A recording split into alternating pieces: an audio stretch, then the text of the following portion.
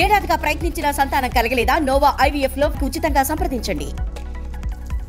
తెలుగు ప్రేక్షకులకు నమస్కారం. నేను మీ ప్రసాద్ గుండెలో. ప్రస్తుతం మనతో ఉన్నారు శ్రీకాకుళం ఎంపీ రామ్మోహన్ నాయుడు గారు. రామ్మోహన్ నాయుడు గారు, నామినేషన్ల పర్వం మొదలైంది. మీ నామినేషన్ ఎప్పుడు? మాది 24 పెట్టుకున్నామండి ముహూర్తపరంగా. మొత్తం జిల్లాలో నామినేషన్లు ఎలా సాగుతున్నాయి? ప్రజల ఆదరణ ఏదైతే ప్రధాన ఘట్టంగా చెప్పుకోవచ్చు నామినేషన్లకి, మీరు కూడా కొన్నిటికి అటెండ్ అయ్యారు, ఎలా ఉంటుందా? ఎన్డీఏ కూటమి తాలూకు అభ్యర్థులది ఈ రోజే మొదలైంది. పలాసలో శిరీష గారు అక్కడ మన తరపున వేయడం జరుగుతుంది. అలాగే ఇక్కడ పాతపట్నంలో మామిడి గోవిందరావు గారు. జనసందోహం చూసాం. నామినేషన్ అని పిలిపిస్తేనే ఈరోజు వేల సంఖ్యలో జనాలందరూ కూడా ప్రతి ఊరు నుంచి కూడా వందల మీదుగా ఈరోజు కథలు వస్తున్నారు. పాతపట్నంలో ఈరోజు ర్యాలీ చేస్తే మొత్తం పాతపట్నం అంతా కూడా దిగ్బంధం అయిపోయే విధంగా ఎటు చూసినా సరే ఇసుక రాలినటువంటి జనంతో నామినేషన్లే జరిగాయి.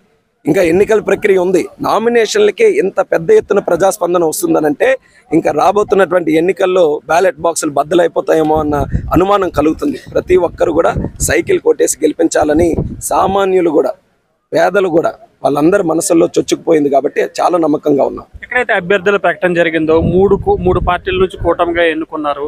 ఆ కూటమి అభ్యర్థులకి మిగిలిన పార్టీల ఓటు ట్రాన్స్ఫర్ జరుగుతుందా? ఎలా జరుగుతుందండి? అది ఖచ్చితంగా ఒక ఛాలెంజింగ్ ప్రాసెస్. ఎప్పుడైనా సరే కూటమిలో ఉన్నప్పుడు అభ్యర్థులు మార్చినా లేకపోతే సింబల్ మారినా సరే ప్రజల వరకు తీసుకొని వెళ్ళడానికి. కాకపోతే ఇప్పుడు చైతన్యం పెరిగింది, రాజకీయ చైతన్యం పెరిగింది, టెక్నాలజీ ఈరోజు వచ్చింది. అందరూ కూడా ప్రతి ఒక్కరి చేతుల్లో సెల్ ఫోన్ ఉంది.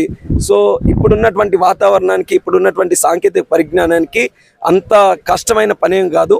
ప్రజలు కూడా ప్రతిదీ స్టడీ చేస్తున్నారు కాబట్టి ఉమ్మడి అభ్యర్థులు ఎవరు, ఏ పార్టీ తరఫున పోటీ జరుగుతుంది, ఎక్కడ ఏ సింబల్కి వెయ్యాలి, ఇవన్నీ కూడా చూస్తున్నాం. గతంలో కూడా జరిగాయి కాబట్టి అది పెద్ద ఇష్యూగా ఉండదని మేము నమ్ముతున్నాం.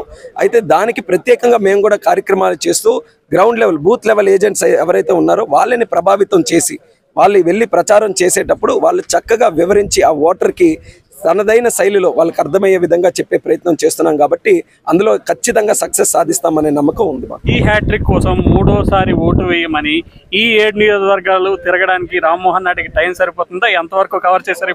ఎప్పుడూ సరిపోదు. 7 పార్లమెంటు నియోజకవర్గాల్లో 700కు పైగా పంచాయతీలు ఉన్నాయి, 2600కు పైగా గ్రామాలు ఉన్నాయి. అందరికీ కావాలి రామ్మోహన్ నాయుడు ఒకసారి వచ్చి కనబడి వెళ్తే అందరికీ బాగుంటుందని ఉంటుంది. కానీ అలాగైతే నేను 10 అవతారాల్లాగా ఉండాలి. అది అవకాశం లేదు కాబట్టి మెయిన్ పాయింట్స్, పెద్ద పంచాయతీలు, లేకపోతే ఎక్కడైతే కొంచెం బలంగా కోరిక మీద ఎవరైనా కనబడాలని ఉంటే ఒక రూట్ మ్యాప్ ప్లాన్ చేసుకొని సమాంతరంగా అన్ని ప్రాంతాలు, అన్ని నియోజకవర్గాల్లో కనబడాలనే ప్రయత్నం గతంలో కూడా అలాగే టైం సరిపోక అయ్యింది. ఈసారి కొంచెం ఎక్కువ టైం ఉంది కాబట్టి కొంచెం బాగా ప్రయత్నం చేసి అందరికీ కూడా కనబడే విధంగా నా తాలూకు ప్రచారాన్ని నేను నిర్మూలించుకుంటాను. ఈ శ్రీకాకుళం ఎంపీ రామ్మోహన్ నాయుడు గారు చెప్తున్నమాట ఓటు ట్రాన్స్ఫర్ ప్రక్రియ ఏదైతే తన నియోజకవర్గం పరిధిలో ముమ్మరంగా సాగుతుందని చెప్తున్నారు. ఇంకోవైపు ఏదైతే 7 నియోజకవర్గాలు తిరగడానికి దానికి ఇప్పటికే సమయం సరిపోవడం లేదని పూర్తి స్థాయిలో అహర్నిశలో ఏదైతే ఈ నియోజకవర్గంలో అన్ని నియోజకవర్గాలు తిరిగి భవిష్యత్తులో స్పష్టమైన మెజార్టీతో శ్రీకాకుళం ఎంపీగా మరోసారి జయకేతనం ఎగరవేస్తానని రామ్మోహన్ నాయుడు చెప్తున్నారు. శ్రీకాకుళం జిల్లా పాతపట్నం నుంచి ప్రశాంత్, తెలుగు 1 న్యూస్.